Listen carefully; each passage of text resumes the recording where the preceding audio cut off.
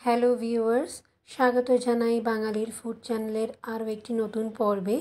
আজ আমি তোমাদের সাথে চিড়ের পোলাওয়ের রেসিপি শেয়ার করব।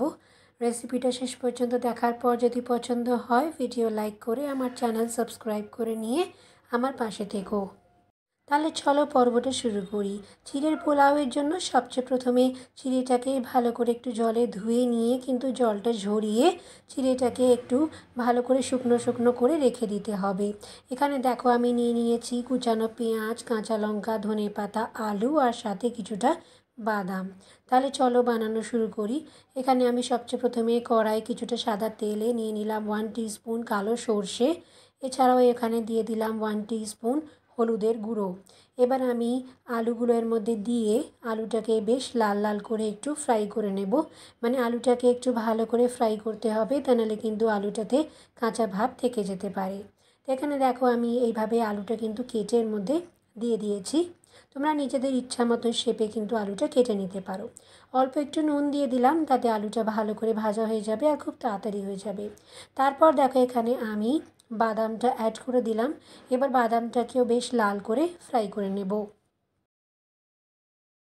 বাদামটাকে একটু লাল করে ফ্রাই করে নেওয়ার পর দেখো এখানে বাকি ইনগ্রিডিয়েন্টসগুলো আমি অ্যাড করে দিচ্ছি। কুচানো পেঁয়াজ, কুচানো কাঁচা লঙ্কা।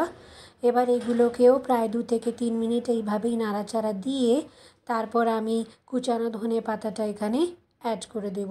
তোমরা চাইলে পরে আরও নিজের মনপসন্দ সবজি অ্যাড করেও কিন্তু চিড়ের পোলাওটা বানাতে পারো। এবার দেখো আমি স্বাদ অনুযায়ী নুনটাও এখানে দিয়ে দিলাম। একেবারে যতটা আমাদের চিড়ের পোলাওতে লাগবে ততটা আমি নুন এখানে অ্যাড করে দিয়েছি। ভালো করে মিক্স করে নিলাম। এবার আমি কুচানো ধনে পাতাটা এখানে অ্যাড করে একটু নাড়িয়ে চাড়িয়ে নিয়ে তারপর যে চিড়েতে আমরা জলটা ঝরিয়ে একদম চিড়েটাকে শুকনো করে রেখেছিলাম সেই চিড়েটা কিন্তু আমি এখানে অ্যাড করে দেব। চিড়েটাকে ভালো করে ধুয়ে জলটা শুকিয়ে রাখার পর কিন্তু দেখবে এইভাবে চিড়ের পোলাওটা বানালে খুবই ঝরঝরে হবে আর খেতে কিন্তু ততটাই টেস্টি হবে। খুব বেশিক্ষণ জলে রাখলে পরে কিন্তু একটা ভেজা ভেজা ভাব এসে যেতে পারে। দেখো চিড়েটা এখানে অ্যাড করে দেওয়ার পর ভালো করে জাস্ট একটু মিশিয়ে নিয়ে 2-3 মিনিট এইভাবেই রান্না করলে আমাদের চিড়ের পোলাও কিন্তু একদম তৈরি। একদম দোকানের মতন খেতে হবে। অবশ্যই একবার ট্রাই করে দেখো। গরম গরম পরিবেশন করে নিচ্ছি। আশা করছি আজকে চিড়ের পোলাওয়ের রেসিপি তোমাদের ভালো লাগবে। রেসিপি ভালো লাগলে অবশ্যই আমার চ্যানেল বাঙালির ফুড চ্যানেলকে সাবস্ক্রাইব করে চোখ রেখো। আগামী পর্বে ফিরে আসছি।